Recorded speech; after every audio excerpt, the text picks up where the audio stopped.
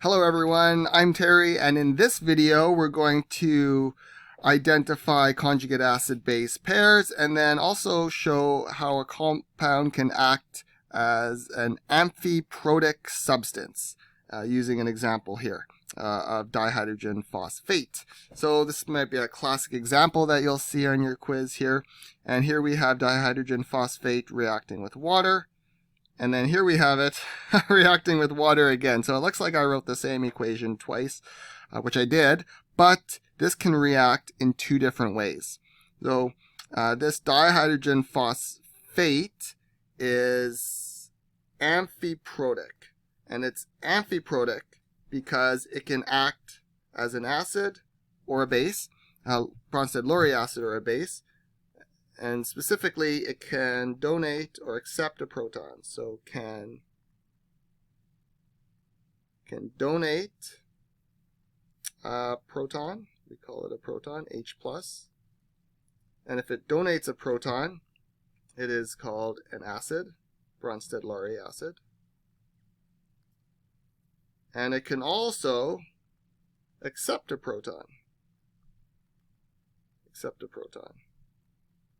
Specifically H+. And if it accepts a proton, we call it a base, a Bronsted-Lowry base. Yeah. So let's look at this one right here. So let's look at how this can donate a proton. Well, we have hydrogens here, and usually if the hydrogens are in front, written first, then that means that they're donatable, so that this compound may act as an acid. So if we donate a proton, then this is going to have one proton less when it reacts with hydrogen. So it'll just be HPO4, hydrogen phosphate. And if it loses H+, so kind of minus H+, that means we also lose a positive charge too. So if we lose a positive charge, we become less positive. If it's -1 to begin with, it's -1 and it becomes less positive, then it's now -2. Well, if HPO42 minus, this gained it lost an H+, this lost an H+ to become this, then the hydrogen has to gain the H+, because that H+ has to go somewhere. And if this is the acid, then by default the other compound has to be the base. So that's going to accept the proton. So we'll write it as H3 because it now gains a proton and it gains a positive charge. It's originally neutral.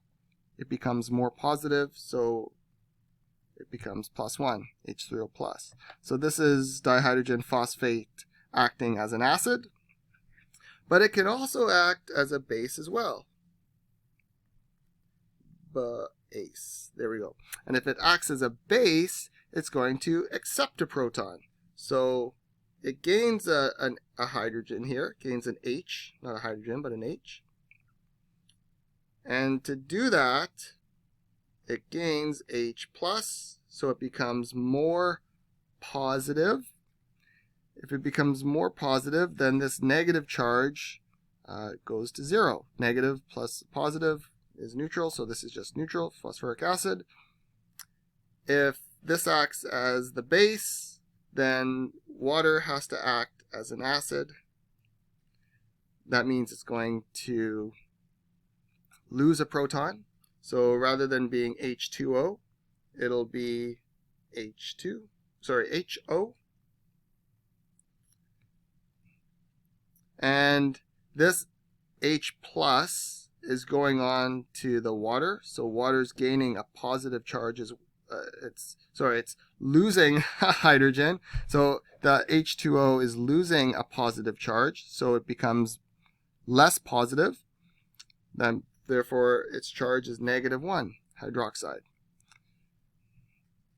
And we need to identify the conjugate acid-base pairs. Well, acids turn into conjugate bases.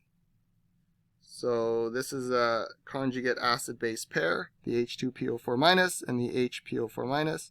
Similarly with water here, water and H3O+ are conjugate acid-base pairs. That's the H3O+ is the conjugate acid of water. And then in this reaction, these are the conjugate acid-base pairs with the phosphorus, conjugate acid.